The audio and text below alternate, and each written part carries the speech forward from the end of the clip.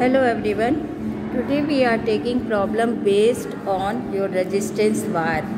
Resistance जो होता है R equal to rho L upon A, उस वायर पे जो आपके प्रॉब्लम्स इम्पोर्टेंट प्रॉब्लम्स है उसको ले रहे हैं। अब जरा पहला प्रॉब्लम देखिए। The resistance of a wire is R ओम।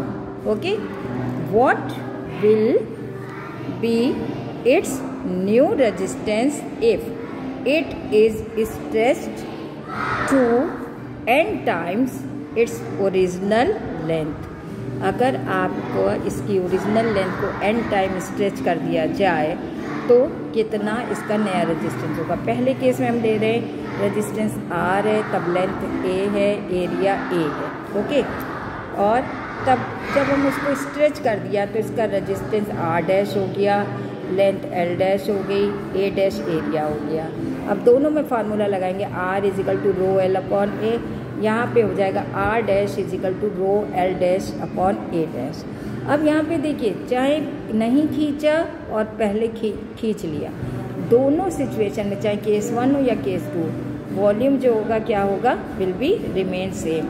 अब वॉल्यूम का फार्मूला हम जानते हैं, लेंथ इंटू एरिया, दोनों में लगाएंगे तो यहाँ पे हमारा एरिया का रिलेशन लेंथ के साथ निकल के आएगा, और एरिया जो निकल के आ रहा है वो A अपॉन N आ रहा है। यहाँ पे वैल्यू सब्स्टिट्यूट कर रहे हैं ना, जबकि N टाइम्स लेंथ बढ़ गई है, एरिया 1/n हो गया। ये ध्यान दीजिएगा, जितना खींचेंगे लेंथ बढ़ेगी उतना ही फैक्टर एरिया रिड्यूस होगा। ओके, अब दोनों इक्वेशन को equal to R equal to rho L upon A, R dash rho L dash upon A dash, इन दोनों को डिवाइड कर देते हैं। तो R डैश अपॉन R इसको डिवाइड कर रहे हैं, तो यहाँ L डैश की जगह NL और A डैश की जगह A/n लिख रहे हैं। अब ज़रा ध्यान से देखो, ये N कटेगा नहीं, कैंसिल नहीं होगा, ये हो जाएगा N स्क्वायर। तो R डैश इजिकल टू आपका N square R। It is the very important relation, but you can not put direct here. अगर आप स्टेप मार्किंग का क्वेश्चन आता है तो आप वहाँ पे इसको डायरेक्ट नहीं रख सकते हो। हाँ, लेकिन कई मल्टीपल चॉइस क्वेश्चन हैं तो उसमें आप इससे लेके जल्दी से निकाल सकते हो। अब इसी पे बेस हम आगे और क्वेश्चन देखते हैं कि यहाँ पे एक one question, a thick wire of 10 ohm resistance is drawn into a thin wire. अब एक थिक वायर को थिन वायर में किया गया है, so that length becomes thrice times, calculate the new resistance. अब देखिए, इतना मोटा सा कोई ये वायर है, छोटा सा मोटा सा, इसको खींच के इतनी लेंथ की जगह इसको ट्रिपल कर दिया गया। तो अब जितना खींचा जा रहा है, देखिए n टाइम्स इसकी 3 टाइम्स लेंथ बढ़ गई है, तो एरिया कितना हो गया है, A/3 हो जाएगा। ओके, तो यहाँ पे लिखा है L dash is equal to 3L, A dash is equal to A/3।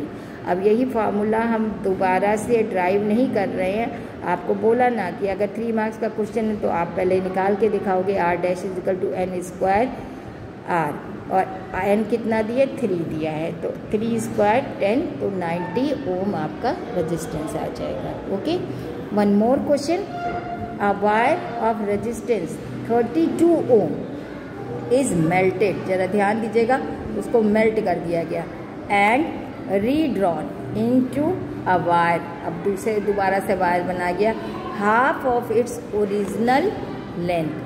अब की बार जितना पहले जो उसकी लेंथ थी उसकी हाफ कर दी गई है। फाइंड द रेजिस्टेंस, यानी कि इस बार जो L डैश है दैट इज़ द L/2, तो एरिया कितना हो जाएगा, 2 टाइम्स हो जाएगा।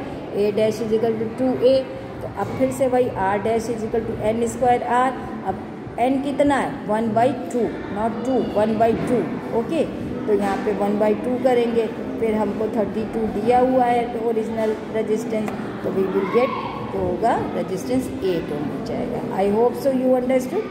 One more question we are taking, 2 copper wires, name is given A and B of equal masses are taken. Okay, दोनों के मासेस सेम है, दोनों कॉपर वायर कहा गया तो सेम मटेरियल है, इसका मतलब रेजिस्टिविटी भी सेम है। अब आगे देखिए क्या दिया है, the length of A is double the length of B। ठीक है, समझ में आ गया। अगर B की लेंथ कुछ है तो A की उसकी डबल है। If the resistance of the wire A is 160 ओम, ज़रा ध्यान दीजिएगा, पहले वाला ए वायर का रेजिस्टेंस 60 ओम दिया है। Then calculate the resistance of the wire B, B wire का हमको पता करना है। अब मान लीजिए बी वायर की जो लेंथ है वो x है, तो वहाँ पे ये डबल दी हुई थी, तो डबल ए का मतलब ये 2x हो गई। ओके, तो x एंड 2x। अब फिर से यही फार्मूला हम लेंगे, लेकिन R A is equal to rho L A upon A A. Rho A नहीं लिखेंगे, क्यों? कॉपर वायर के दोनों है, तो रजिस्टिविटी दोनों की सेम है। आर बी के लिए क्या हो जाएगा? Rho L B upon A B. Okay, फिर हम R A is directly proportional to L A, ठीक है। R B upon R A निकालेंगे तो यहाँ एरिया और लेंथ आएगा।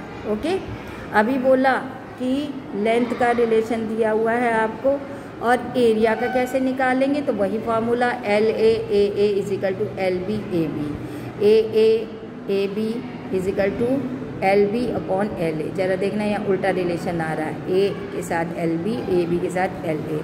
यहाँ हम वैल्यू सब्स्टिट्यूट कर देंगे, तो हमारा यहाँ पे जब वैल्यू रख के निकालेंगे तो 1/4 आएगा।